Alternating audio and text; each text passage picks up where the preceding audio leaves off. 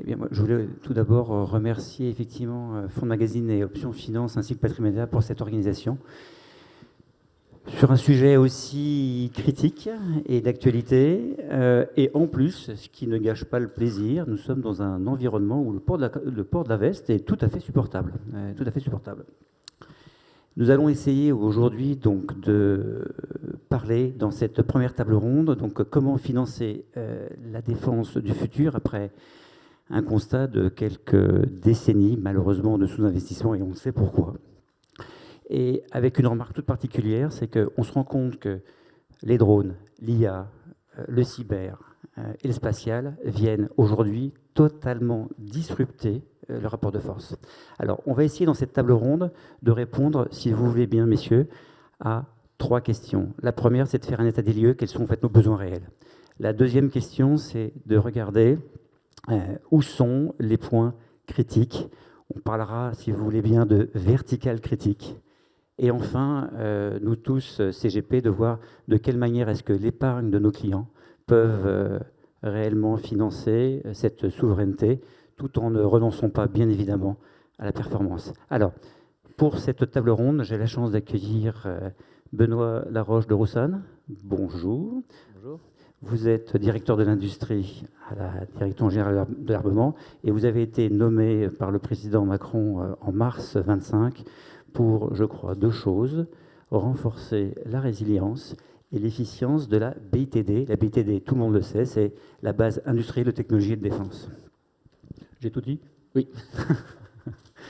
Raphaël Thuin, bonjour Raphaël. Vous êtes le représentant de Tikeo Capital.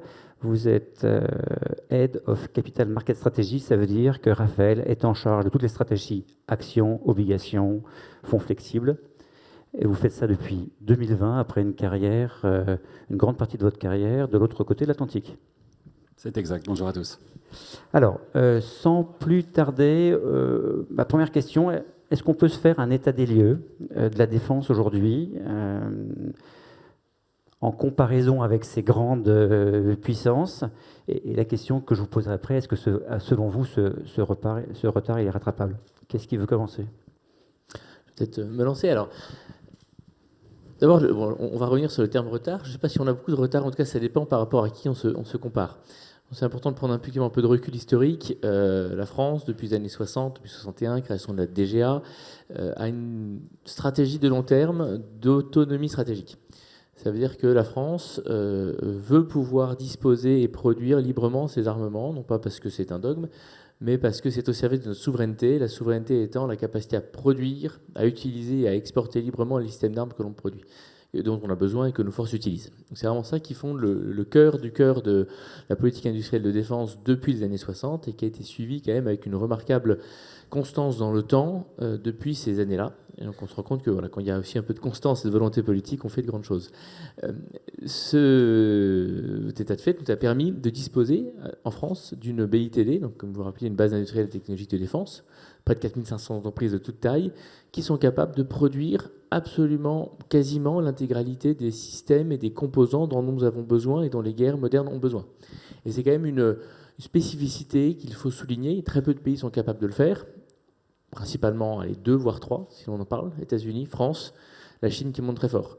Mais à part ça, il n'y a pas d'autres pays qui sont capables de maîtriser l'ensemble des systèmes d'armes. Donc on a quand même une spécificité et un point de départ qui est extrêmement fort pour la France. En revanche, comme vous l'avez souligné, les années 2000, 2010 ont été plutôt des années de faible investissement dans la défense, dans le système d'armes, qui se sont traduits en France par un travail assidu de la DGA notamment, mais aussi de tous nos partenaires, notamment les grands industriels, pour conserver, protéger ce qui constitue le cœur de notre souveraineté, c'est-à-dire les technologies et les savoir-faire critiques. Ce qui fait qu'en 2017, quand est arrivée la première loi de programmation dite de réparation avec le président Macron, puis encore plus 2022-2025, hein, 3 étapes d'accélération. On pourra parler d'ailleurs de montant, parce que depuis 2017, c'est spectaculaire. Bien sûr, entre 2017 et 2027, on aura doublé, alors en termes nominaux, donc un peu moins en termes réels, mais on aura quand même doublé le budget de la défense, avec une croissance principalement dans l'investissement dans les systèmes d'armes. Donc c'est vraiment un effort considérable qui est consenti et qui nous oblige, et qui donc permet d'accélérer, de réaccélérer là où nous avions conservé toutes les compétences. L'enjeu maintenant, c'est d'accélérer, de les développer et, troisième point, on y reviendra, d'innover et d'investir dans les bonnes briques technologiques et dans les bons secteurs, parce que les conflits récents que nous vivons depuis maintenant quelques années nous montrent que nous sommes sur un secteur qui évolue extrêmement vite, avec des nouvelles armes, de nouvelles façons de faire la guerre, un nouveau rapport du fort au faible qui apparaît, mais qui n'éteint pas quand même aussi les armes de décision, les armes de très haute technologie, que sont tout ce qui est structure et dissuasion. Donc il faut qu'on arrive à mener de front ces deux objets. Donc pour résumer, voilà, retard, je ne sais pas. En tout cas, en Europe, la France a une situation particulièrement avantageuse. Et l'enjeu maintenant, c'est d'arriver collectivement à utiliser au mieux cette situation de départ qui est exceptionnelle de la France, pour ne pas perdre, se réveiller dans 5 ou 10 ans en regrettant de ne pas avoir été capable de conserver cette avance et d'en avoir tiré toutes les opportunités possibles. Et on voit, c'est vrai que depuis quelque temps, il y a la mise en place de partenariats entre la France et des pays européens qui pourraient momentanément avoir les poches un peu plus profondes pour pouvoir nous aider effectivement à financer cette collaboration. Raphaël, qu'est-ce que l'on peut dire du point de vue de financier sur cette premier état des lieux ? Ouais, Benoît a bien posé le problème. Effectivement, on sort de décennies de sous-investissement. On a un appareil militaire qui est aujourd'hui dans une forme de fragilité importante, qui est disrupté aussi par ces nouvelles technologies et sur lesquelles peut-être du jour au lendemain tombe une avalanche de demandes. Il y a une prise de conscience dramatique. On sait tous pourquoi. Trump, l'Ukraine, cette notion de souveraineté qui est revenue au galop, l'impression d'avoir des fragilités structurelles face aux grands ennemis d'aujourd'hui et de demain. Et tout d'un coup, cet appareil de défense, cette BITD, qui est effectivement remarquable et assez unique dans le monde, est mise sous tension quasiment du jour au lendemain. On passe d'un état de quasi-hibernation à une espèce d'urgence nationale qui met effectivement la BITD sous tension. Alors, de quoi va-t-on parler ? On va parler évidemment des grands donneurs d'ordre qui font face à la commande publique et desquels on attend des productions toujours plus importantes. Les carnets d'ordre sont pleins de 2, 3, 8, 10 ans de chiffre d'affaires en carnet d'ordre à exécuter. Et puis, ces grands donneurs d'ordre, évidemment, Benoît l'a bien dit, ils s'appuient sur toute une constellation de toutes petites entreprises pour certaines, ou de moyennes entreprises pour les plus grosses. Cette fameuse BITD, 4500 entreprises, vous imaginez à quel point elle est fractionnée, qui sont souvent avec un seul client, un seul produit, une seule expertise, et qui, du jour au lendemain, doivent exploser leur capacité de production, leur mise en cadence. Et le point de tension, au-delà de la technologie, au-delà de l'IA, au-delà des drones, à notre avis, c'est celui-là. C'est être capable de mettre sous tension toute une industrie extrêmement fragmentée. Et donc, pour répondre à votre question d'un point de vue de l'investisseur, c'est en apportant du capital, parce qu'on aime bien l'Europe, on aime bien la France et on veut se défendre, mais aussi parce que c'est une source de performance. C'est ça le raisonnement. Vu la capacité, les carnets d'ordre à venir, vu les taux de marge qui augmentent, vu la visibilité qu'on a dans le temps pour se projeter en termes de performance opérationnelle, apporter du capital à ces acteurs, c'est attractif selon nous. C'est le début d'une méga tendance qui doit pouvoir se dérouler sur des années à venir. Donc c'est vrai, tout en haut de la chaîne, avec les grands industriels, et il y en a beaucoup qui sont français. Et puis c'est vrai aussi à travers des stratégies de private equity. Vous savez que nous on en fait depuis 2020, un moment où investir en défense, c'était pas très populaire. On a lancé notre premier fonds dédié. Ça l'est d'autant plus depuis les dernières. Comment ? La conférence à Bercy, elle a été, dans les esprits de chacun, révolutionnaire. Absolument. Mais ça a été un changement de paradigme total. En 2020, on nous claquait la porte au nez. Les institutionnels ne voulaient pas en entendre parler. Et d'ailleurs, les seuls qui investissaient, c'était les CGP.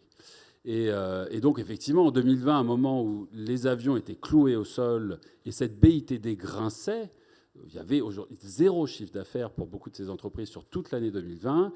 Il a fallu consolider, se rapprocher des grands industriels. On a donc fait un partenariat avec Safran, Thales, Dassault et Airbus.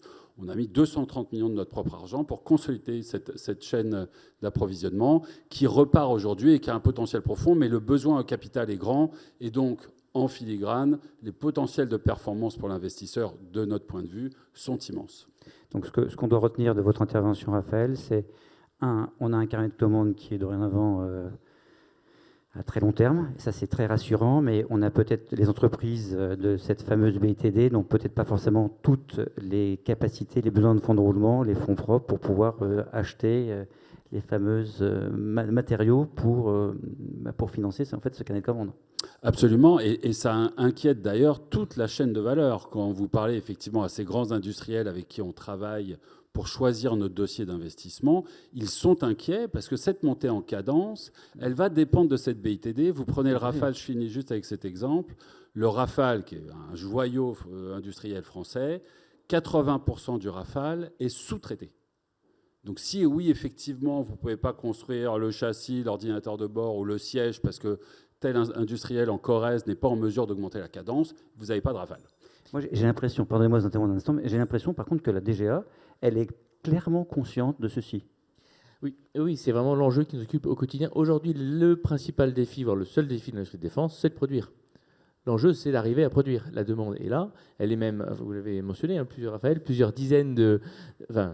années, voire jusqu'à une dizaine d'années de carnet de commandes. C'est-à-dire c'est des cycles trop longs et on perd des marchés parce qu'on n'est pas capable de répondre dans le temps nécessaire pour des demandes d'export qui voudraient être livrées beaucoup plus vite parce que quand on vous dit que vous aurez vos missiles dans 5 ou 10 ans, c'est un peu tard pour se projeter dans le monde actuel. Donc l'enjeu, il est de produire. Et pour produire, effectivement, il faut non seulement que les grands donneurs d'ordre investissent, et ça, ils le font bien, mais il y a toute une chaîne de sous-traitance à Beauvais pour avoir un missile solaire, pas les plus compliqués, c'est 157 sous-traitants de rang 1 uniquement. Donc vous voyez, il manque une vis, avec extrêmement de surface qui va bien, le missile ne peut pas être livré.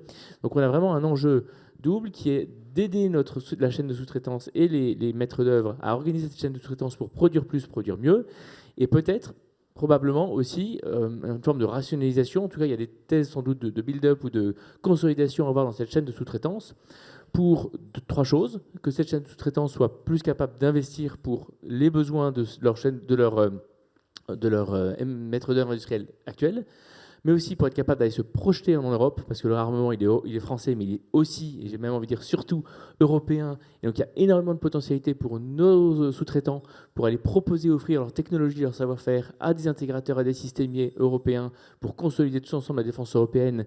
Et les exemples récents montrent que les grands programmes pris par le haut sont peut-être parfois plus difficiles à faire émerger, à faire aboutir que de la coopération et des synergies qui se font plutôt peut-être par le bas dans les chaînes sous-traitance. Et troisième élément, ils ont besoin aussi de ces investissements et cette consolidation pour pouvoir innover, pour pouvoir proposer des solutions nouvelles à tous les niveaux. Un peu ce qu'on a vu dans l'automobile, où l'innovation vient maintenant beaucoup des équipementiers. C'est pas encore, en tout cas, on pourrait plus observer dans la BITD. Donc voilà pourquoi il faut vraiment, on est convaincu qu'il y a un gros besoin d'investissement dans cette chaîne de sous-traitance. Oui, et moi j'ai l'impression qu'effectivement que vraiment aujourd'hui, les lignes, elles sont en train de bouger, puisqu'on voit il y a des partenariats civils, on le voit avec Renault, on voit effectivement avec d'autres constructeurs. Moi j'ai lu dans la presse la semaine dernière le tchèque CSG, c'est CSG, fabricant entre autres de chars, qui propose ses services à d'autres entreprises, y compris françaises, européennes, ne serait-ce que pour faire face à ces carnets de commandes. Merci d'avoir posé ce premier socle, je dirais, de besoins réels. Est-ce qu'on peut regarder quels sont, là où ça fait mal, quels sont les besoins critiques? Parce que vous vous rendez bien compte effectivement que dans le contexte aujourd'hui de ces différentes guerres à travers le monde, on n'a pas forcément besoin dorénavant d'un équipement unique, mais de toute une chaîne de valeur, de toute une fameuse verticale, parce que pour avoir un drone, il faut aussi de l'IA, il faut le protéger, il faut de la cyber, etc. Où est-ce qu'il faut investir selon vous, et j'imagine avec célérité? Qui est-ce qui veut commencer? Je commence. Alors, où est-ce qu'il faut investir? Je pense qu'il y a plusieurs façons d'aborder la question. Alors, première façon de voir, pour être déjà, il faut peut-être investir là où l'État lui-même aussi déjà subventionne et investit. C'est quand même un signal de marché assez important. Et les annonces récentes sur le rechargement du plan quantique, sur le lancement d'un projet, d'un plan dans le cadre de France 2030 d'industrie duale, qui va avoir trois grandes composantes: une composante sur les matières premières, une composante sur les briques technologiques critiques, je vais y revenir, et une composante sur des chaînes de production plus versatiles et plus duales, donne des incitations. Vous pouvez nous dire ce que c'est exactement qu'une activité duale? Alors, activité duale, oui, duale, pardon, dans le jargon, c'est ce qui sert à la fois un marché civil et défense. C'est la nature même de notre BITD. La BITD, on a dit 4500 entreprises, en moyenne 20% seulement du chiffre d'affaires pour la défense.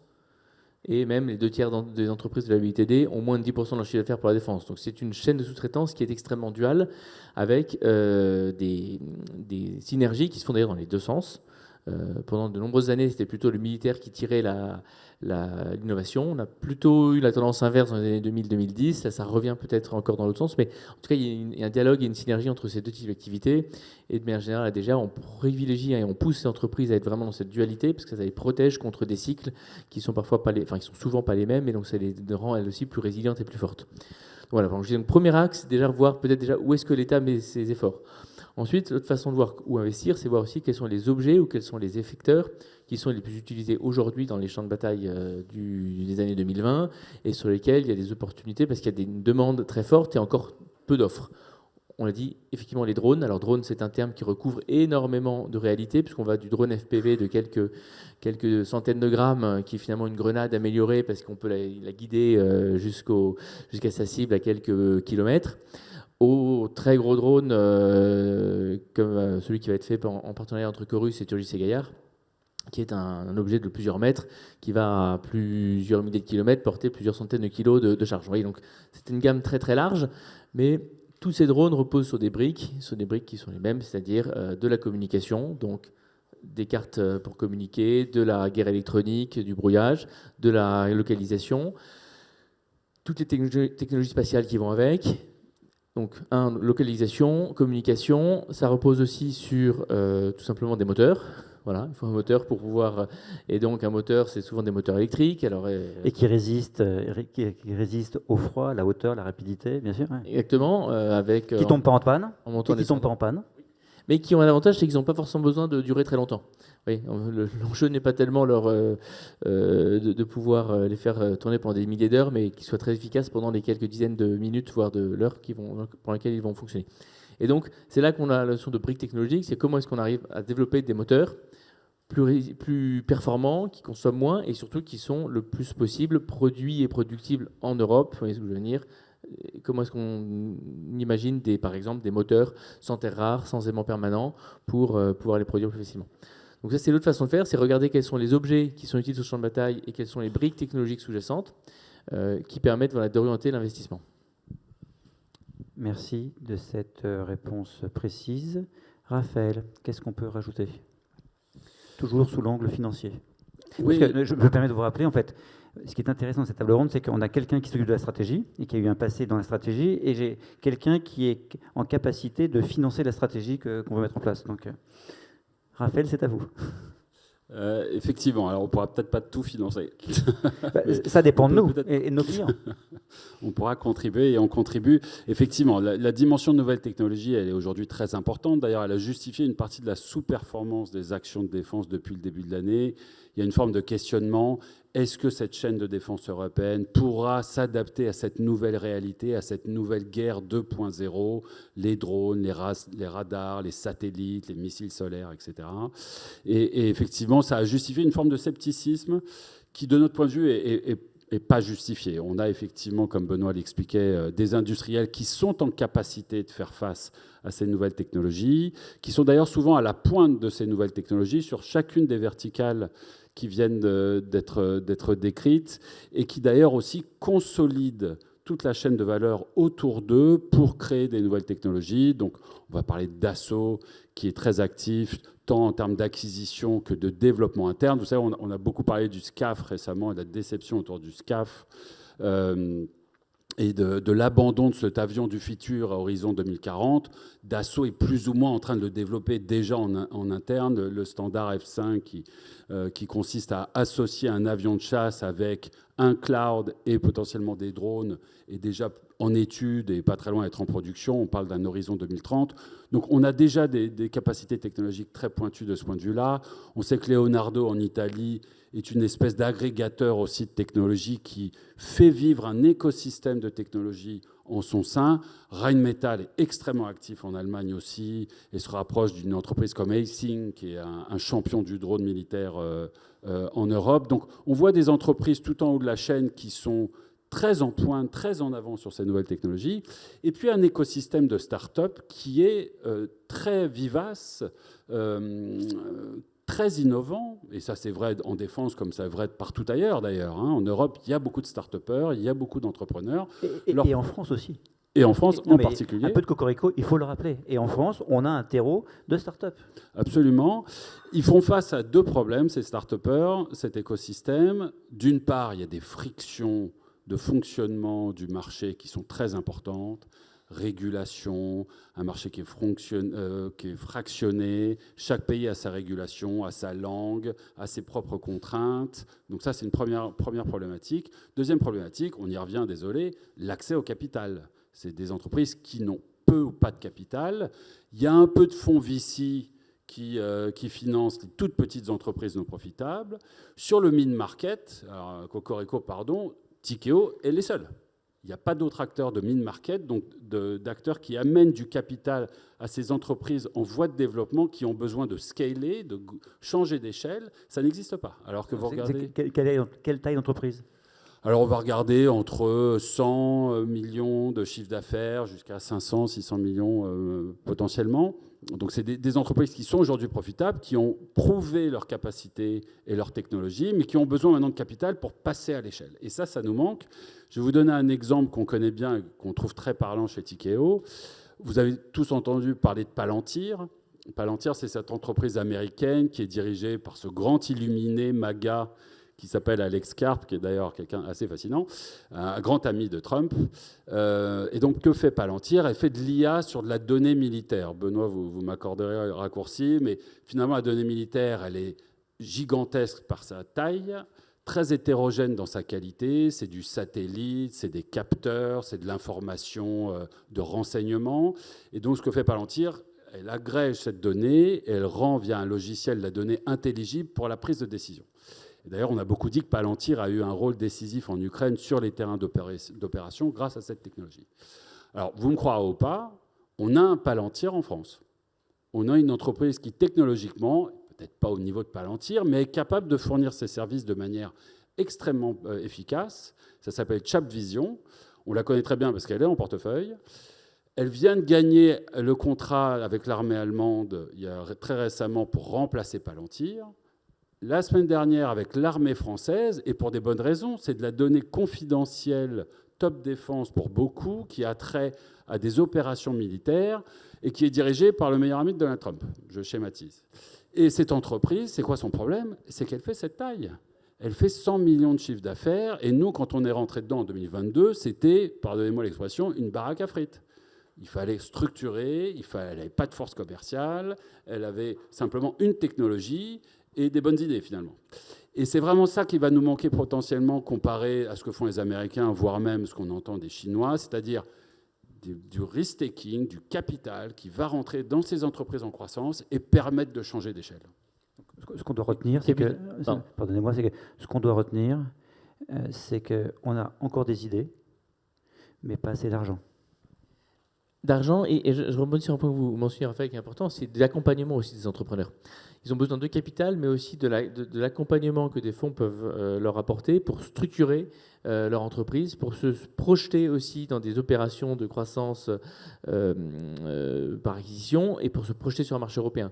Donc c'est vraiment l'alliance de ça dont on a besoin. On a la technologie, on a des entrepreneurs, il faut maintenant les accompagner pour les faire grossir, pour qu'ils aillent se positionner sur le marché. Moi, je suis frappé en visitant les entreprises, où certains d'entre vous sans doute étaient au salon Eurosatori la semaine dernière, du nombre d'entreprises ou d'entrepreneurs qu'on a qui détiennent des technologies absolument clés. On a, je crois, l'INRED, par exemple, qui est le leader mondial du capteur infrarouge refroidi, Europe Technologies, qui est leader mondial de la machine de grenayage de surface. Ça paraît à chaque fois extrêmement pointu, mais c'est des leaders mondiaux, et sans ces entreprises, sans la capacité à produire les machines qui font le grenaillage de surface, aucun avion ne vole, civil et militaire. Et ces entreprises, elles sont chez nous, elles sont méconnues, et elles gagnent à être mises en lumière, et surtout à ce que leur croissance soit accompagnée. Et on a devant nous, de toute façon, une échéance qui est assez inévitable, c'est que beaucoup de ces chefs d'entreprise ont l'âge qu'ils ont et vont devoir passer la main dans les 10 ans qui viennent maximum. Et donc on a devant nous à la fois un grand risque, du point de vue de la DGA, de perte de ses compétences, mais surtout une immense opportunité pour mettre en œuvre une grande restructuration et une grande croissance de notre BITD. On aborde la troisième question. en fait, pourquoi est-ce que l'épargne, elle est indispensable? Donc, ce que je crois comprendre, c'est que, un, les besoins sont bien évidemment massifs, les cycles industriels longs, quoique de plus en plus courts, et de ce fait, malheureusement, je dirais, les poches je dirais, des services publics ne sont pas extensibles. Raphaël, vous pouvez nous dire comment est-ce que l'épargne de nos clients, nous qui sommes CGP, peuvent être dirigés et dans quel type de support? Est-ce que ça a du sens d'ailleurs d'investir dans des titres cotés? Est-ce que c'est plutôt de la dette qu'il faut financer en ce moment? Ou est-ce qu'il faut faire du private equity? Trois questions, mais 3 réponses, s'il vous plaît. Ouais, allons-y pour 3 réponses. On a envie de dire oui à tout. Effectivement, il y a des besoins de financement. Alors aujourd'hui, la problématique de financement, on l'a bien compris, elle est pas nécessairement au niveau des gouvernements. Les gouvernements ont du mal à déployer leur financement. Vous prenez l'Allemagne, alors on est à quelques milliards près, mais en gros, l'Allemagne avait prévu de déployer 120 milliards cette année sur la défense. À rythme actuel aujourd'hui, elle sera plutôt à 80 milliards en fin d'année. Pourquoi? Parce que la chaîne de valeur n'arrive pas à utiliser ces budgets finalement. Donc effectivement, à l'instant T, les financements existent au niveau gouvernement, mais on comprend qu'il va falloir aussi mettre à contribution assez rapidement l'épargne privée. Et c'est souvent une problématique qu'on se pose sur le financement de la défense en Europe. Les déficits sont tout en haut. Comment trouver des relais de financement? Alors, il en existe quand même au niveau des États, et on voit qu'il y a quand même beaucoup d'argent déployé, des points de PIB, 500 milliards en Allemagne, c'est beaucoup d'argent, mais c'est vrai qu'assez rapidement aussi, on se rend compte que l'épargne privée va devoir contribuer si on doit pouvoir sustenter cette tendance sur le long terme. Et c'est vrai que c'est une chance qu'on a en Europe, il y a un gros matelas d'épargne. Si vous prenez le taux d'épargne aux États-Unis, il est de 4%. En Europe, on est plus proche de 15%. Et on va dire qu'une grosse moitié de cette épargne, elle dort en fonds euros ou en produits monétaires. Si demain, on arrivait à flécher une partie de cette épargne pour financer ce type d'activité souveraine, qui en plus est grande productrice de valeur, de performance, alors peut-être que ça serait un schéma tout à fait gagnant-gagnant. Donc c'est vraiment ça notre idée. Alors pour répondre plus précisément à votre question, finalement, la chaîne de valeur, elle doit être financée sur l'entièreté de sa verticalité. Les grands donneurs d'ordre, d'une part, quand vous achetez une action Dassault, ça fait monter le cours Dassault. Et ça, c'est de la monnaie pour Dassault pour accéder à des financements, lever de la dette pas chère, faire des acquisitions. On échange des stocks Dassault contre un stock ceci, cela, émettre des actions. Donc ça, c'est une forme de capital très utile pour Dassault. Donc en fait, investir en bourse sur ces valeurs cotées, ce n'est pas uniquement pour l'épargnant un espoir de performance. Ce que vous dites, Raphaël, c'est que ça va permettre au bilan de l'entreprise de pouvoir dealer un développement et des lignes de crédit, entre Absolument. autres. C'est un Bon, moyen important. incontournable. Je ne l'ai pas vu comme ça. Absolument. Un moyen incontournable pour ces entreprises d'accéder à des financements, d'avoir de la monnaie pour faire du M&A, faire de la recherche et développement ou émettre de la dette, par exemple. Donc ça, on va parler des grands donneurs d'ordre ici, mais on va descendre évidemment dans la chaîne de valeur, d'où cette idée de private equity. Cette notion-là est très importante dans le financement de cette chaîne de valeur très fracturée, à travers des fonds de private equity, qui de plus en plus d'ailleurs sont accessibles au retail. Vous savez que nous, plus ou moins à la demande de Bercy, on a lancé un fonds de private equity semi-liquide accessible au retail l'année dernière. Donc il y a des options qui existent pour les CGP. Ce dont se plaint Bercy à juste titre, c'est qu'il n'y a pas assez aujourd'hui de véhicules. Il y a très peu de véhicules qui permettent de financer cette souveraineté. Or, c'est ce type de financement qui va permettre à la BITD de monter en cadence, et c'est aussi source de performance remarquable. On va parler de performance 2 minutes, parce que ça importe. La défense sur la partie haut de la verticalité, donc action cotée sur 3 ans, c'est 230% de performance. C'est mieux que les Max 7. Donc, ça a été source de performance extraordinaire. Si vous regardez la chaîne de valeur en dessous, la BITD, alors là, il n'y a pas de chiffre officiel sur la BITD. Nous, on va vous dire dans notre fonds ce qu'on voit. On a une 30aine d'entreprises qu'on finance avec un peu plus de 2 milliards investis sur la défense et la sécurité. En gros, notre target de rendement, c'est aux alentours de 2 fois et demi notre mise de départ, 25% de performance sur ces noms-là. Et très souvent, sur nos sorties jusqu'à présent, on est plutôt au-dessus. Qu'est-ce que ça veut dire? C'est qu'en fait, oui, on finance la souveraineté, mais surtout, on génère de la performance. C'est une méga tendance. Et si plus globalement, on doit dézoomer et regarder un petit peu l'état des choses sur cette idée d'investissement, se mettre dans le sens de la dépense fiscale, de la dépense budgétaire, du déploiement, de là où souffle le gouvernement, historiquement, c'est souvent une bonne idée. Et on a vu ce que ça a donné avec la défense. Raphaël, est-ce que vous pouvez dire, dans les 9 minutes qui nous restent, nous reparler un petit peu de dette et je vous poserai une question, si vous voulez bien, Benoît, est-ce que le gouvernement, il a conscience, c'est une question dans quelques instants, de conscience de cette canalisation de l'épargne? Alors on voit ce qui a été fait avec Paul Midi et tout ce qui est JEGUR. Est-ce que vous voulez bien parler de dette? Et vous, après, on parle de ceci.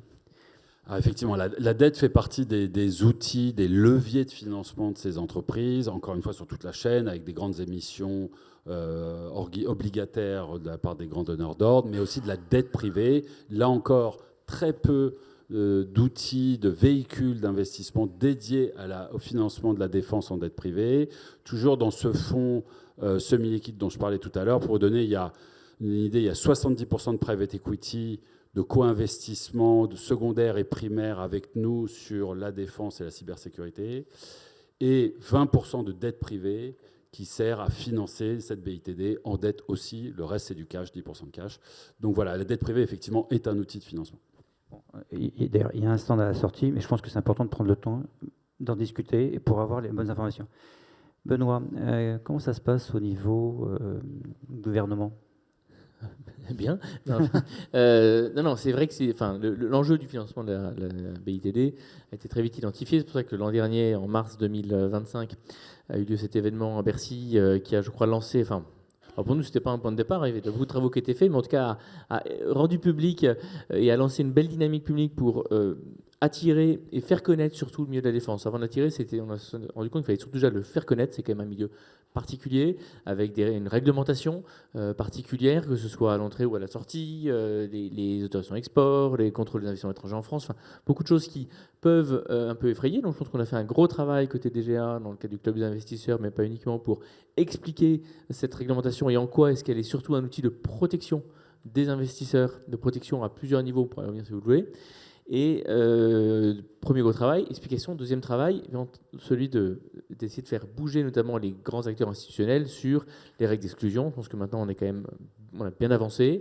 Le terme d'armes controversées notamment est quand même très largement retiré de la plupart des textes et on continue de travailler. On sait qu'il y a encore des grandes institutions qui conservent une distinction subtile entre armes létales, armes... Bon, on n'est pas au bout du chemin, je pense. Il y a un moment, en fait, il faut avoir une approche assez simple et pragmatique sur ce sujet. Il y a des armes qui sont autorisées ou interdites.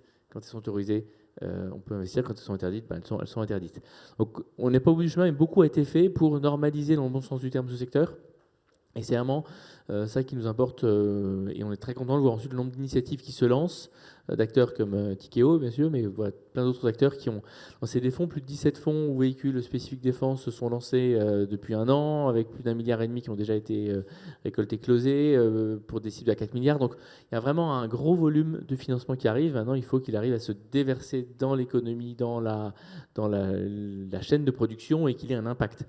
Et je voudrais revenir du coup peut-être quelques secondes sur les cycles, puisque vous mentionnez l'accélération des cycles. C'est vrai que les cycles s'accélèrent dans le secteur de la défense, mais je dirais aussi qu'ils se différencient. On continue à avoir des projets qui sont sur des cycles très longs et qui sont toujours sur des cycles très longs. Le président de la République a lancé un DRET en début d'année, la construction de la France libre, porte-avions, donc lancé maintenant, mise en service 2038, démantèlement 2090. Et on travaille déjà au démantèlement, là, déjà. On travaille loin. Et ça, c'est des cycles très longs. Et en même temps, au sein de ces cycles très longs, on sait que c'est aussi un navire. Donc, c'est assez fascinant de se dire que il sera démantelé. Donc, le dernier commandant du porte-avions La France Libre n'est pas encore né et ses parents sont peut-être pas encore nés. Hein. Donc, vous voyez, on se projette vraiment très très loin. Donc, ces cycles, ils vont continuer. Mais en revanche, on voit effectivement que se développent aussi des cycles beaucoup plus courts, des cycles sur le drone. Le cycle de vie d'un drone sur le front ukrainien, c'est quelques semaines avant qu'il soit contré, et donc il faut qu'il évolue pour être de nouveau contré, pour de nouveau évoluer. Donc voilà, des cycles extrêmement rapides. Il faut qu'il soit disponible, parce qu'en fait, est-ce qu'on peut dire que sous l'angle de la DGA, merci pour votre analyse, c'est est-ce qu'on peut considérer qu'aujourd'hui l'armée, elle achète aussi des produits sur étagère, elle s'inscrit dans une approche très longue, et puis les produits sur étagère, ben, il faut qu'ils soient construits, il faut qu'ils soient mis sur l'étagère. Est-ce que c'est ça aujourd'hui ? Alors, le concept de produit sur étagère est à manier avec précaution, parce qu'il n'existe pas trop de produits sur étagère en défense. En revanche, ce qui change beaucoup avec la rapidité des cycles, c'est qu'on passe, et on appelle nous de nos voeux ce changement, pour passer sur certains segments, passer d'une approche qui est très drivée par la demande à une approche qui va être drivée par l'offre. Et ça, c'est un changement assez important dans notre chaîne de décision au ministère des Armées, où historiquement, les forces expriment un besoin qui est traduit en cahier des charges par la DGA, qui est transmis à l'industrie qui doit le mettre en œuvre. Maintenant, non, sur un certain nombre de segments, c'est l'inverse. Il faut que l'industrie propose des choses pour qu'on puisse s'en emparer. Et après, à partir de cette brique qui est peut-être prête à 80%, on fait les derniers 20% ensemble pour la spécifier pour nos besoins. Et ça, c'est un vrai renversement. Et c'est pour ça que là aussi, il y a beaucoup d'opportunités d'investissement pour des entreprises qui peuvent venir proposer des solutions, ce qui n'était pas la dynamique, je simplifie bien sûr le débat, mais ce qui n'était pas la dynamique précédemment. Donc il y a une vraie capacité, et le réarmement à l'échelle européenne renforce encore plus cette dynamique, puisque le modèle DGA est quand même assez unique en Europe. Beaucoup de armées n'ont pas ça, et donc sont beaucoup plus dans une approche qui est drivée par l'offre que par la demande. Vous mentionnez, Cédric, les Allemands qui ont du mal à dépenser leur argent. Il y a aussi de ça, c'est-à-dire qu'ils n'ont pas la DGA, ils ne savent pas trop vers où aller et comment structurer leur offre. Donc beaucoup de choses à faire là-dessus. Et dernier point, vous disiez qu'il faut aussi effectivement les produire, ces drones. Ça, c'est le troisième temps de cycle. Il y a aussi le temps du cycle industriel, qui lui est un peu plus long, trop long au goût de nos décideurs politiques. Mais voilà, construire la chaîne de production complète d'un missile, c'est-à-dire à la fois la chaîne d'assemblage finale, mais toute la montée en cadence des chaînes de sous-traitance, c'est un projet industriel qui prend 3 à 5 ans. Et donc ça aussi, si on ne le démarre pas maintenant, si on n'investit pas maintenant dans ce genre de projet, on ne sera pas prêt pour l'éventualité d'un choc de haute intensité en 2030. Donc là, on y travaille pour essayer de donner cette visibilité qui permettra à tout le monde d'être confortable sur le fait qu'il faut aller investir aussi dans les capacités de production et dans les capacités industrielles de toute la chaîne de sous-traitance pour être prêt à structurellement élever notre flux de production d'armement en France à l'horizon 2030. Moi, je trouve d'ailleurs que vos missions respectives, elles se voient. Elles se voient clairement dans le quotidien. Il nous reste très peu de temps, 2 minutes à peine. Est-ce que vous voulez bien, Raphaël et Benoît, nous dire un bullet point, un point qu'on doit retenir, que nous, CGP, nous devons retenir de manière à transmettre cette information-là à nos clients? Est-ce qu'il y a un sujet qui est important? Un mot, c'est enthousiasme, c'est méga tendance, c'est performance. C'est comme ça qu'on voit la défense, nous. Il y a beaucoup d'anxiété autour de nos capacités à faire face, autour de menaces existentielles. Nous, ce qu'on voit, c'est une opportunité. Et d'ailleurs, vous savez, on a un gros bilan chez Tikeo. On a 5 milliards sur le bilan, 3 milliards de fonds propres. Notre plus grosse position sur le bilan, exposition sur le bilan, plus de 10% de nos bilans, de nos fonds propres, c'est dans la défense, 340 millions investis, parce que pour nous, ça va être une source de performance extraordinaire. Donc voilà, un grand enthousiasme. Et d'ailleurs, au-delà de la défense, peut-être en ouverture de sujet, si vous me le permettez, Cédric, il y a aussi cette idée de souveraineté qui va vraiment au-delà. On parle de défense aujourd'hui, mais demain, ça sera peut-être technologie, infrastructure, pharma, une espèce de réveil de l'Europe qui est chaotique, certes, mais réel, et qu'on doit accompagner en tant qu'investisseur pour financer et pour faire de la performance. Merci Raphaël. Benoît? Moi, 2 mots si vous m'autorisez, je dirais diversité et nécessité. Diversité des thèses d'investissement, diversité des besoins. On voit ça vraiment de l'investissement dans des outils de production sur des cycles longs, à de l'investissement peut-être un peu plus risqué, mais avec plus de performance à la clé, sur des technologies plus innovantes, plus disruptives. Donc diversité des besoins et du coup en miroir des thèses et des opportunités pour vous.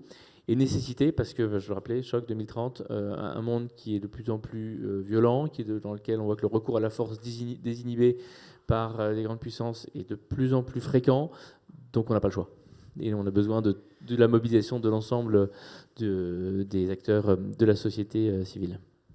Benoît, dans les 15 secondes qui nous restent, effectivement, merci de vos conclusions respectives. Bon, votre dernière phrase est effrayante, mais on n'a pas d'autre choix que d'investir massivement l'épargne, notre propre épargne et l'épargne de nos clients dans cette souveraineté. au sens large, qu'elles soient économiques, industrielles, on en a parlé, et liées à la défense. Merci beaucoup. Je crois qu'on a parfaitement respecté le timing pour cette première conférence au frais. Merci beaucoup pour votre éclairage. Merci beaucoup.